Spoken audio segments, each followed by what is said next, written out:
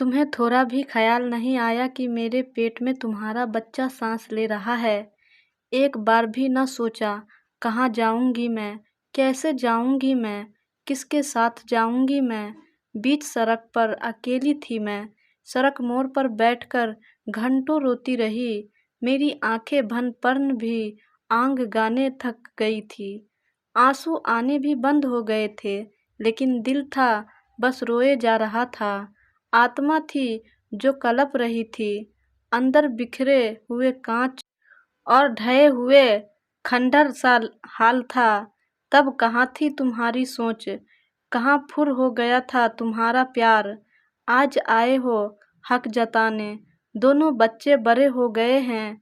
जिसको मेरे पेट में छोड़कर तुम गए थे ना, वो बिटिया भी जवानी की दहलीज तक पहुंच गई है। बेटा हर दिन देर शाम मुझे लेने थापा देव के बंगले पर पड़ा रहता था। साहब के बंगले से पूरे रास्ते बस यही पूछता था, माई तुम कब तक बर्तन धोने का काम करती रहोगी। मैं जैसे ही कमाने लगूंगा ना, वैसे ही तुम्हें यह सब बंद करवा दूंगा। उसने 8वीं कक्षा पार करते ही वो साहब का कुत्ता घुमाने का काम पकड़ लिया। वो अपनी तनख्वाह से बहन के लिए कपड़े लाता और मेरे लिए जलेबी। तुम्हें याद है जलेबी कितना पसंद था मुझे। खैर छोड़ो यह सब। बेटा 12वीं पास करते ही रेलवे में लग गया। कितना शौक था उसके कॉलेज जाने का। बेचारा कभी कभी जाता था बहन को छोड़ने, तब कॉलेज के हर कोने तक जाता था। वापस आकर बोलता था, माई आज मेरी रात की ड्यूटी है, दिन में सो लेने दो। मैं नहीं जानती कि वो बिस्तर में पड़ा रोता था अपने सपने के लिए। चलो मैं मान लेती हूँ मैं थी मजबूत, इसलिए झाड़ू बर्तन करके पाल लिया बच्चों को। तुम्हारे आंखों पर गुलाबी चश्मा चढ़ा हुआ था। वो छमक छल्लो क्या मिली, मैं तुम्हें बासी रोटी लगने लगी। रोज आते थे कपड़ों पर मेरे अरमानों के लाश ले कर। तुम्हें क्या लगता था मुझे पता नहीं चलेगा। तुम्हारे कपड़े धोते धोते रो लेती थी। सोचती थी तुम्हारी जिस्मानी भूख एक दिन खत्म हो जाएगी और तुम वापस आ जाओगे। अरे तुम बता देते कि छमक छल्लो वाली अदाएं ही तुम्हें रिझाती है तो मैं ही बन जाती तुम्हारी छमक छल्लो।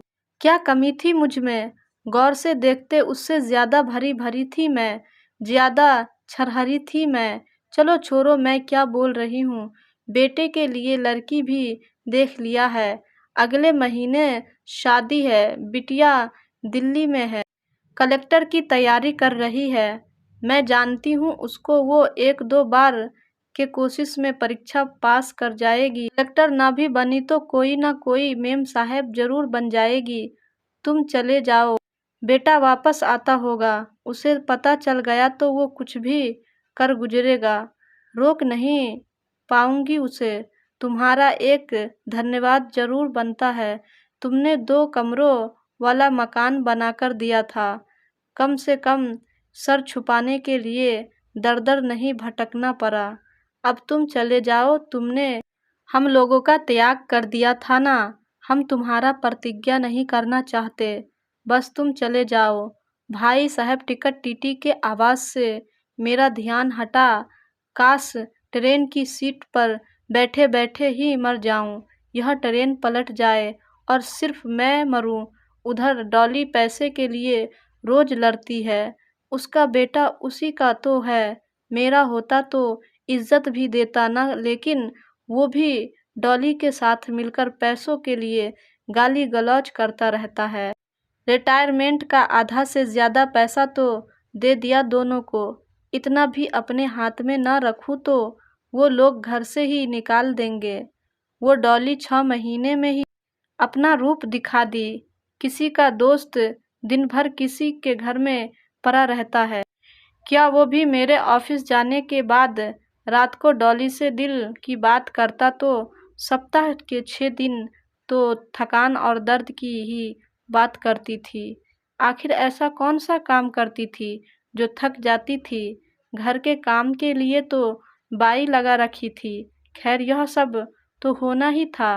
मैंने भी तो धोखा दिया था किसी को, मुझे भी तो धोखा मिलना ही था किसी से।